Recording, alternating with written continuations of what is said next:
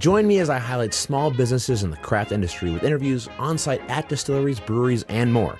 This podcast is all about getting to know the people behind the craft, celebrating their hard work, and of course, having a few samples along the way. Welcome to Crafted Conversations.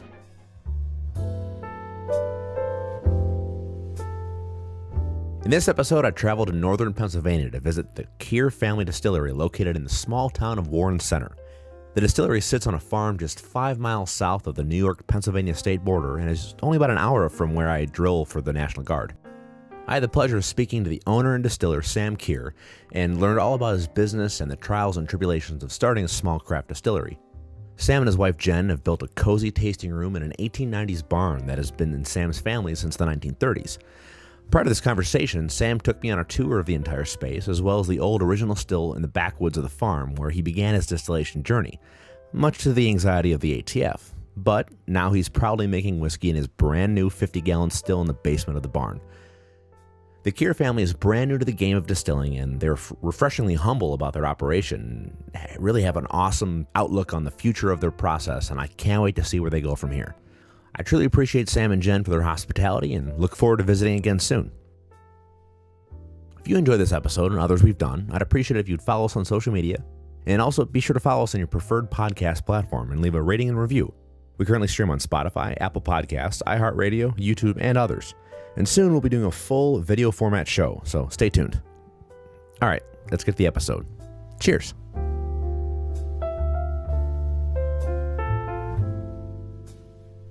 Sam, here at the Keir Family Distillery. Thanks for having me. I've been here once before, and you showed me around the place. It was a great time. Yeah, we're glad to have you. Thanks for coming out. Of course. So, first of all, just tell me about yourself. How did you get into distilling? How did you get here? Well, it was a hobby, forever and ever, like how most people get started, I guess. Well, my little brother, he likes to make stills. He always has. So I ended up with these stills, and actually he needed to get out of the city for a while. So he wanted to live out in the woods over here. So I said, okay, knock yourself out. I got an old barn that needs to be torn down. So come over and tear it down, and you can live out there. And he did. He lived out in the woods, made some little shacks. And one of the little shacks he made was a nice little 2-story. And had the water from the spring, the old spring, coming off the mountain, going to it. And he thought, boy, this would be a perfect spot to set up a little distillery out here. He after he got the building built, he rigged up a welder, made it portable with a generator. He wired it right in and used an old Lincoln. Had a bunch of stainless steel, and he proceeded to make some stills. One of them was 200 gallon. Wow. Was the stripping still, 200 gallons, and then a 50 gallon finishing still. So yeah, so we're working on stuff over there. But anyway, so we had this nice setup. So we're thinking, you know what, maybe I guess I better get some permits here, because Yeah, suspicious helicopters and stuff flying over. So we got our paperwork, and then we're like, okay, well, how can I get my money back for going this far? Right. How can you make money off this? Right. So I did a lot of research, and it boiled down to I needed to make a tasting room. Yeah. And we're actually sitting in the tasting room right now. Yeah. It's the our old barn from 1890. It was built, and it's a third generation family farm. Cool. Yeah, this is the old garage part here that we're sitting in, that we made into a tasting room. So we're still hanging out here. Used to hang out here a lot, working on motors, and sure. Now I'm hanging out here, drinking whiskey with the customers. It's a cool aesthetic. I mean, I know there's more of the barn, but even just this little tasting room right here with the bar, it's neat that it has this history and has a personal connection to you too. Does that make it more fun for you because you're in your barn? It does. We moved away to Arizona for about 8 years or so, and I'll tell you, there's nothing like getting back home and getting back to your roots. and fixing the old place up where you grew up. Right. Because, we spent a lot of time here in this barn as kids, and it's just, great feeling fixing it up. That's cool. Making it work again, do something. Yeah. Well, hey, it's a good excuse to start a distillery. Right. Were you always a whiskey guy, or did you and your brother just kind of fall into it and say, let's try to make it, and then you fell in love with it after? I wasn't always a whiskey guy. I think when I was younger, I actually liked like the thick beers like Guinness and some of the the nice dark stuff. Oh yeah. And then after that I really liked the IPAs. Big fan of the IPAs. Sure. And I've always been tinkering around with making beers and wines since I was young, and so it's it's not something that's new to me. Right. And my taste for whiskey, I don't know. I just hanging out with friends and stuff around the campfire. I was never a huge connoisseur or anything like that. I didn't really know what I was drinking for the most part. But, now I just drink my own stuff that I make myself. Right. Yeah, because it's readily available. It's readily available, and of course. And it tastes good. Yeah. Well, that's one of my favorite parts about doing this is, coming to find these smaller operations that, aren't very well known. And I found you just by Googling around, because I'm up in this part of Pennsylvania, 1 week in a month with National Guard.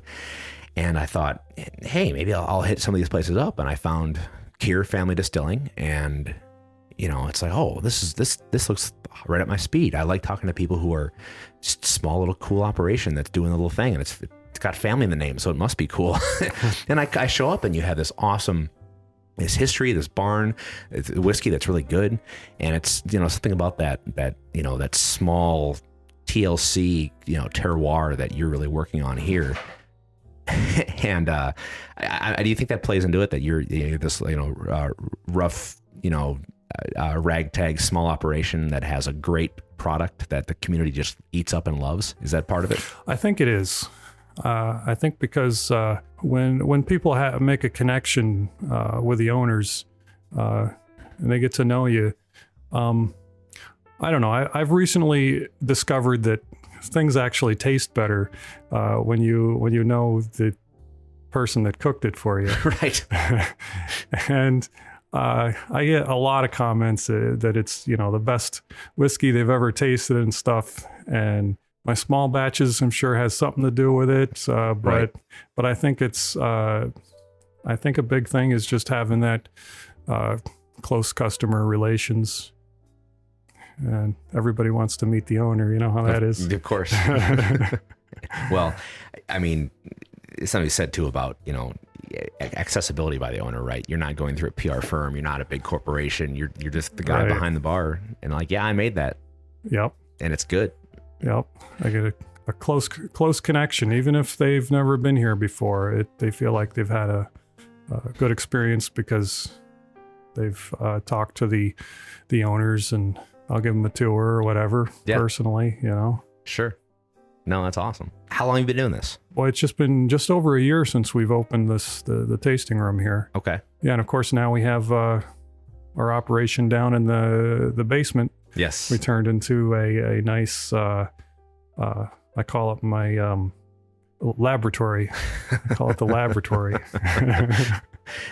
That's a good term though, because I mean, this is your space. You can do what you want. You can make things and experiment and whatever. Have you had fun with that? Is that part of probably the best part of the job, right? The experimenting, yeah. I would get incredibly bored if there was if every experimentation was done, and I definitely need that, and I am constantly trying new things, and sure. And a lot of times I'm pleasantly surprised. But, with any experimentation, there's never a bad experiment, but you get results sometimes that you're disappointed with. And you learn. Yes. There's a lot of that trial and error. Have you had any just things that stick out in your head and it just, oh my God, I'm never going to try that again? Well, yeah, there's a whole process behind everything, and one little tweak in the process can throw you completely into a horrible situation. Of course. I mean, is it just you, or do you and your wife both help with the whiskey, or are you just the scientist down there in the laboratory? I'm the scientist down in the laboratory. Okay. Yeah, Are you trying to get your sons to get involved, or? A little bit. My older son, actually, he liked doing the laboratory stuff and all that. And since we had started before we did this process, we actually tried growing the cannabis when it became legal for the because the hemp side became legal. So we got our permits and did that. And while he was in 12th grade, and he liked it so much that he wanted to go to college and study plants. So he did that, and now he's working down in a facility for extracting the cannabis stuff for medical marijuana and all that. Well, that's fun. Yeah, so he comes up and tells me everything he's learned down there working in the laboratories, and I was like, oh, well, maybe that would be helpful. So that's always nice. Very cool. Very cool. Well, so tell me about the craft. Tell me about your process. What makes you different than the big boys or than some distillery down the road? What makes Keir Farm unique? Well, what makes us unique? Wow. There's not a lot that's definitely run of the mill. That's for sure. Which is great. Yeah. First of all, it's we're here in an old barn, mm-hmm. and it's a really nice old barn, which is quite unique. And I do small batches. I don't know how many distilleries really do small batches. Yeah. We only sell our product here. Right. That's probably pretty unique. Yeah, I was going to ask, is that a goal down the road to get into, I don't know, Pennsylvania's got weird laws, so. Yeah, I'd like to try a few things down the road. Get into some local shops or. Yeah, maybe. You have to have just the right products to do that. Right. So we'll see. Yeah. Well, that furthers the idea that you're community driven. I mean, I'm sure you have people who stop by and stop through like me who don't live here, but you probably have people who live here, and I'm sure you love that community aspect of it is probably, it would get me out of bed in the morning. I'm sure it does the same thing for you. You have this, this baby that you created and people have responded to it. Yeah. People love it. They love coming out. We've got a lot of people that are seasonal. Sure. They run away for the winter, but we stay real busy in the winter too. But it brings people together. We've had so many people just, it's a great aspect that, they come together, and we have people that have been neighbors forever, and they meet here and they become best friends, and they're just thrilled about it. Yeah. So, that's what makes a place like this really great, is just it brings together the community. Right. And the FFA has meetings here. Oh, wow. On a regular basis. Very cool. But yeah, it's overall, I think it's good for the community. So I know you're on a farm, and are you getting your grains from your own farm, or how's that go? Well, I have some of my neighbors. I don't have time to grow the grain, so yeah. So some of my neighbors bring grain. They're always proud of their grain that they make, so they want me to make whiskey out of it. So I do. That's awesome. Hey, try this. I do it. They grow it, and I say, all right, I'll try it. And I've been very pleasantly surprised from a lot of that. For the most part, though, I get my corn, from the feed store. But I also have farmers that bring me their corn, want me to make something out of it. Of course. Yeah. That's cool. And they always want to see how it turned out. Well, hey, that's a pretty good relationship. Hey, here's some corn. Give me a bottle. Yep. So let's talk about the product. I mean, we have a couple samples here, and so why don't you walk me through what we have and tell me about it. All right, we have our. This is called our wood-fired whiskey. Okay. Now, it's about 14 to 16 months aged in the barrel, and 15-gallon barrels. Right. And so they really they work pretty well in a year. Yeah, usually the smaller barrels, it's less surface area, you age a little faster. Yeah. Is the traditional sense. Very sweet on the nose. And what's the mash on this? Is it just all corn? That is 100% corn. 100% corn. Yep. I use a little bit of barley, just the malted barley to break down the starches. Mm-hmm. And what's the proof on that? That one is 100 proof. 100 proof. Yeah. I'll tell you what, that's good.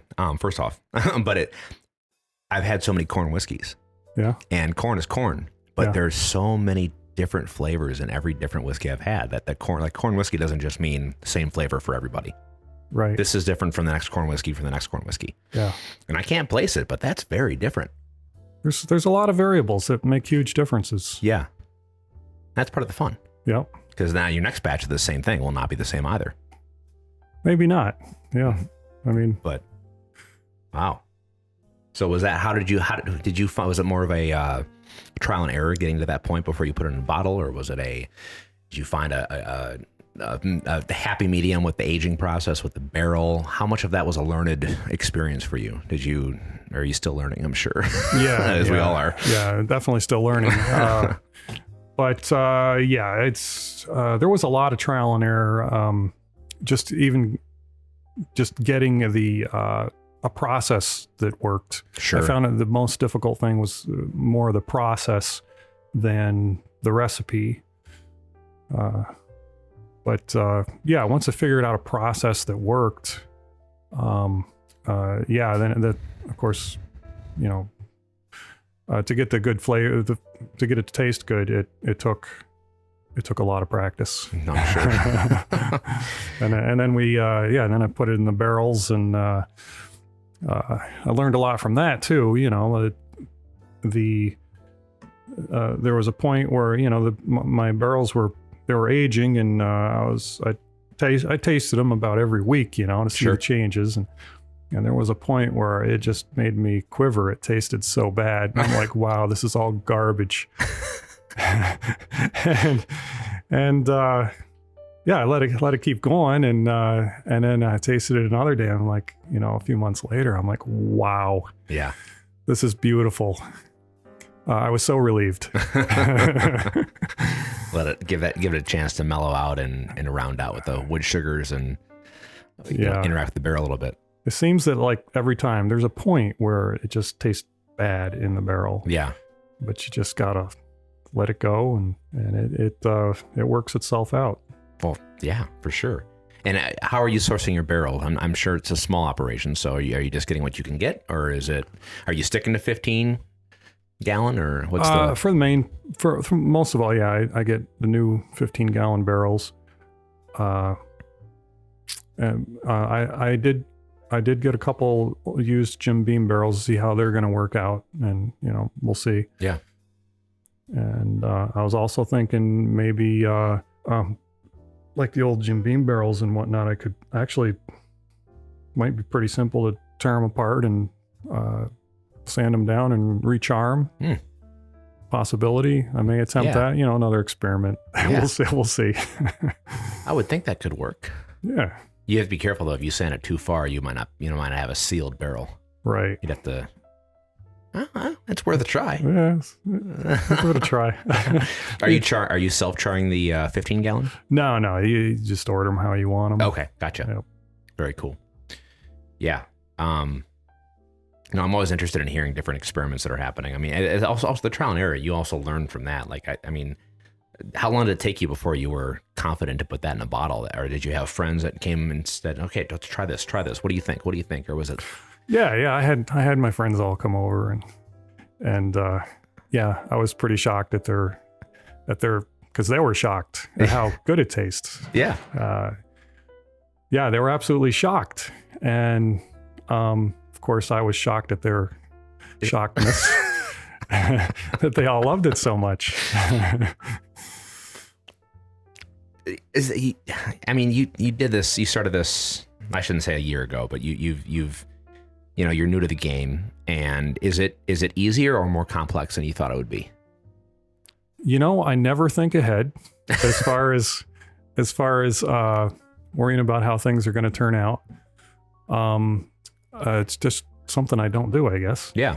And so I never really have an expectation. I just kind of work through it and see what happens. Sure. I think people have this perception that, whiskey making is this big daunting operation that requires all this knowledge and chemistry and yada, yada, yada. And really, just basic fermentation and distilling is pretty simple. But you're doing it at a large scale to bottle things and sell. Your hands are on the bottle at all times. You're there with the product. You're putting in the yeast. You're making the product. And I think people love to hear that story and come in here and, talk to Sam and say, hey man, how's it going? Right. What did you make? Oh, this is great. I don't know. I think that the market, there's something special about little places like this that the market is starting to love, that, it's you in your basement making some great whiskey. Yeah. And there's a lot of great whiskeys out there. Jim Beam's good, but it's not, I think the story is what sells it. Mm-hmm. That's what I love about this. So, but for 100% corn whiskey that I just had, that was, it's different in a good way. It's very, very sweet. And I'm curious because you're the first person I've talked to who's just using feed corn from the feed store. Really? And it's just corn. Yeah, corn is corn is corn. Yeah. There's a lot of places that source, special corn, or they go to their local farm and they get their Bloody Butcher, or they get the white corn or whatever. So I'm curious. There's something to that, because I'm sure that's a cheaper option, definitely much more readily available. I wonder if that corn though is that if there's more of a different palate for that corn. I'm not sure. I've heard that different varieties of corn will bring out dramatically different flavors, actually. Yeah. It's definitely something I'm going to try in the future. Sure. It's just a matter of finding somebody to grow it for me. Right. You got a big yard. Right. Yeah, if only I had time. Right.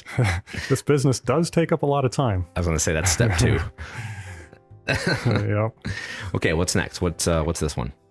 Now that one is my whiskey, bourbon whiskey 110. Okay. That was aged, I don't know, a couple months, a few months more than the one you just had. And that one, what makes that one special is it's barrel proof. So that's why it's called 110? 110 proof? Yeah, because it came out of it was 110 when it finished. I put it right in the bottle. Mm-hmm. And I found that when you do it that way, it really preserves so many more flavors than when you proof it down. Yeah. Is it the same juice that is in? It's it's a completely different batch and all. Yeah. It's the same recipe. Okay. Yeah. Wow. Yeah. So that's still 100% corn. Yep. That's so different.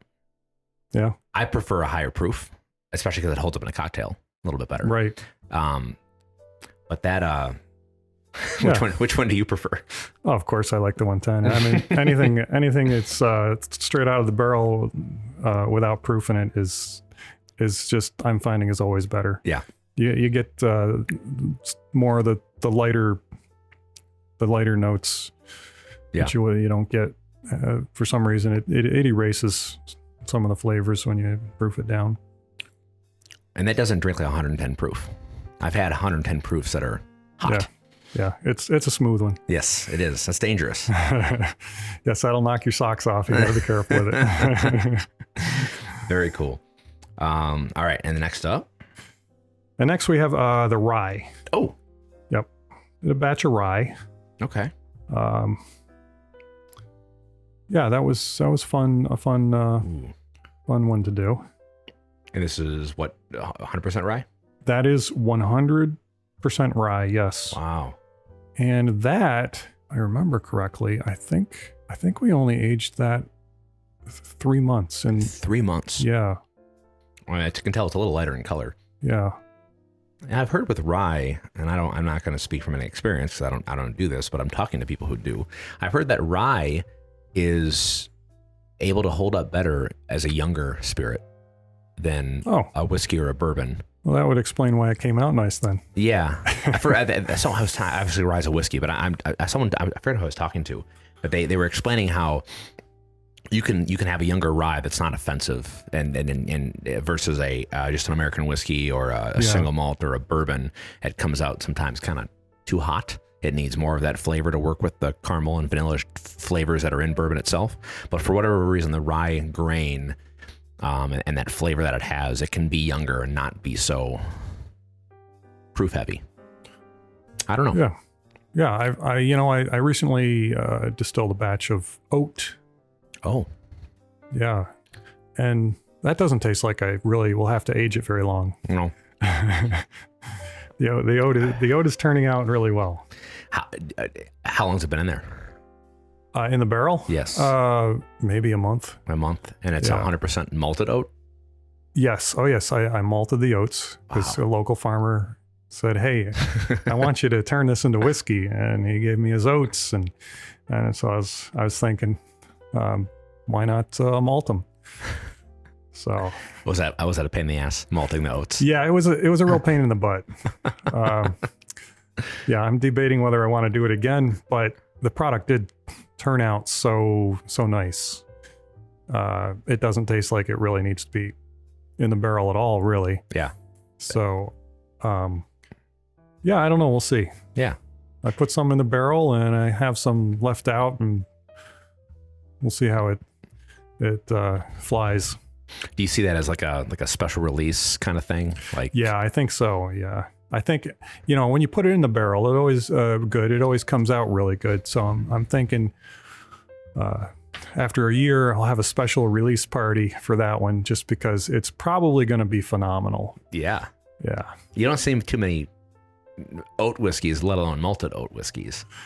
So that might be, have you thought about entering, putting your stuff out there in like a spirits competition or submitting any kind of entry or information? Because it might be kind of a fun thing to do for a small place like this in northern Pennsylvania to say, hey, I'm making a malted oat whiskey. It's aged for a year in a 15-gallon barrel. Yeah. Try it. And they might knock their socks off. Yeah, that'd definitely be a good idea. Yeah. Get your name out there. Yeah, absolutely. I'm going to try to help you with this, but that rye is phenomenal. That, a lot of ryes are, especially 100% ryes, sometimes they get spicy just to be too spicy. A rye is a spicy, peppery flavored that most people who are uninitiated whiskey don't really know how to differentiate between the alcohol burn and the rye spice. But that doesn't have any effect at all. That just tastes like a good, smooth, sweet rye. Yeah. I have a lot of people that come in, they tell me, oh, we can't stand rye. I said, well, you haven't had my rye. I said, give it a little taste. And they go, wow. Yeah. It does not, it doesn't offend them like most ryes. Yeah. So of the three that you have here, I know we have a non-whiskey one to try next, but which one's your baby? Which one do you intend to keep on your shelf for the rest of time? This is what I will make all the time. It is my favorite. It is my go-to. My customers love it. It's what I want to be known for. What's your creme de la creme? Creme de la creme. Well, I'm definitely going to stick with making corn whiskey. Yeah. It's good. And it's traditional. Right. But yeah, you never know. I might pick up another absolute favorite and start going with that. You just never know. You might be malting oats for the rest of your life. Could be. Have you thought about doing barley, like more barley or a wheated whiskey? I'm sure you got all the plans in your head that you want to do. Well, actually, I just try one thing at a time. I was going to say, with time and money and time. Yeah. Whatever opportunity flows in, I'll go with it and see what happens. Is there anything that you have on your mind that you really want to, like, it's before you move on or retire or whatever, you want to try this new thing. You've had an awesome wheated whiskey. You want to try it in port wine barrels. Like, is there anything that sticks out in your brain that's like, I want to do that? Any fun processes? Yeah. Yeah, I don't know. That's fine. Try it all, I guess. Whatever ideas come my way, I'll definitely try them. Like you said, one at a time. I love it. Yeah. Well, hey, I mean, you have the freedom to do that. Yeah. That's the cool thing. We could wake up one morning and be like, you know what? I'm going to put that in this and I'm going to see what it does. Yep. That's exactly right. I'm sure you do that a lot. I've done that tons. Yeah. And yeah, keep going with it because it's always exciting. Yeah. Seeing how things turn out. That's so cool. All right, what's this non-whiskey one we got here? Oh, that is we call it the jalapeno ginger vodka. Now Okay. that is well, like the name says, it's ginger and jalapeno. Is it like an infusion? Yes, that is infused. Now that Ooh, I don't like to drink it straight. It's a little much.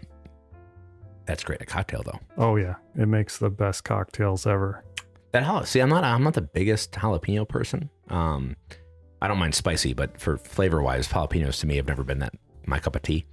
But that's not overpoweringly jalapeno. Right, and I do that on purpose because everybody is first thing they worry about is, oh, that's going to be way too spicy. Yeah. So I'm easy on the jalapeno, just enough to give it a little flavor and a tiny little kick, Yeah. but not enough to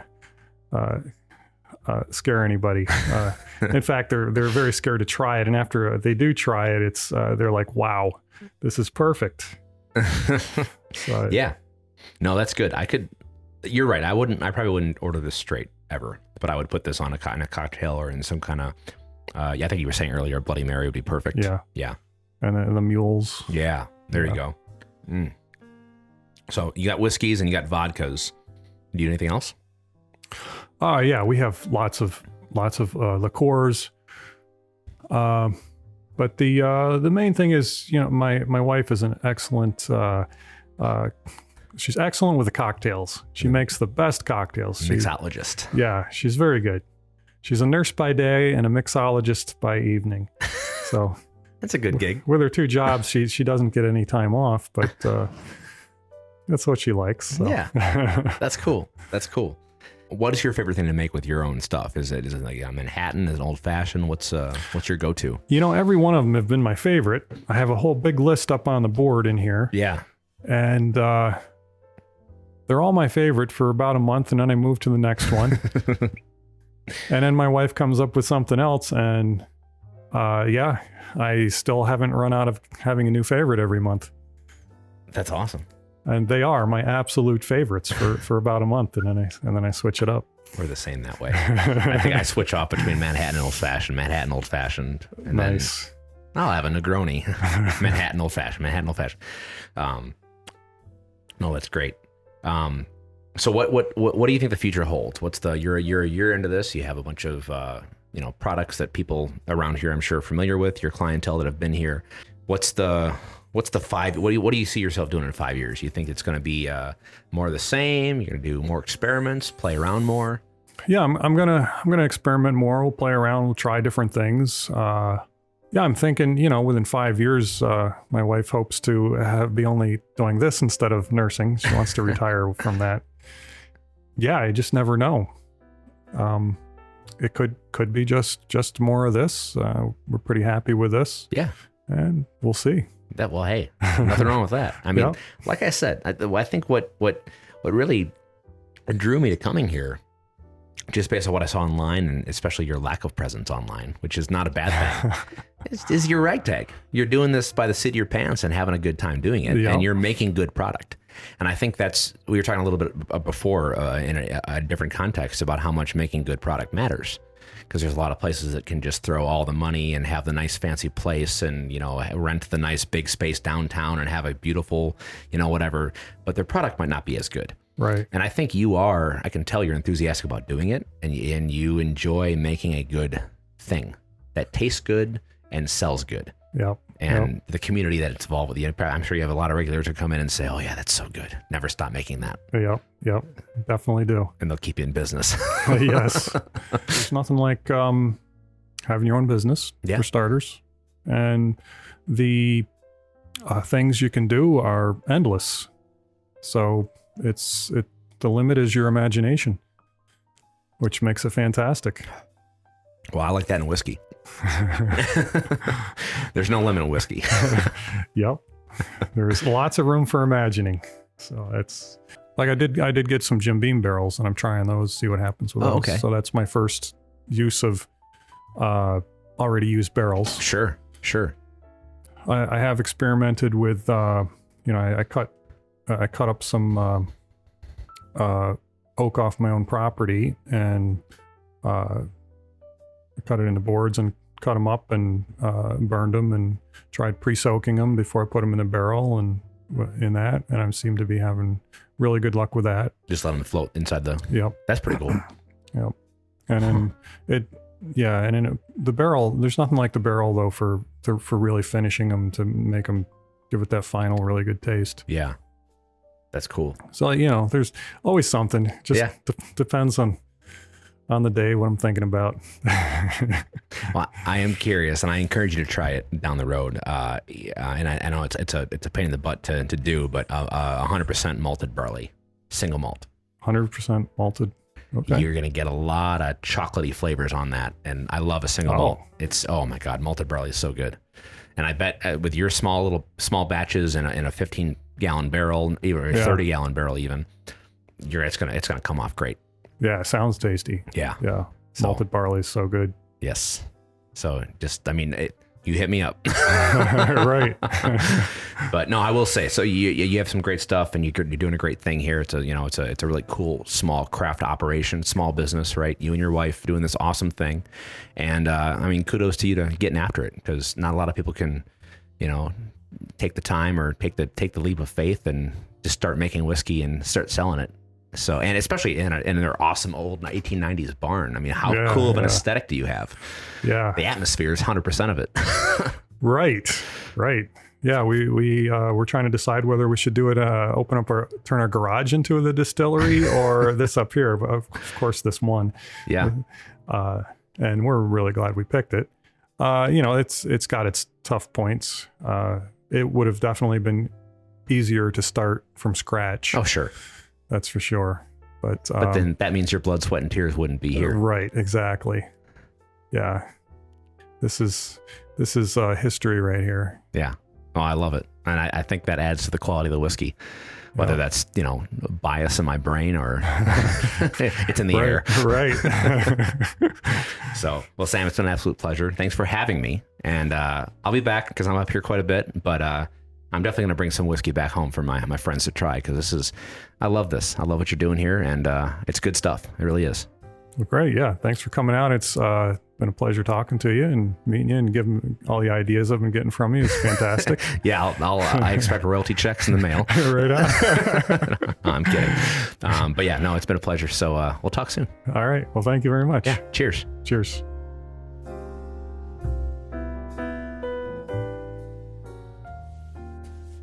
Thanks for listening.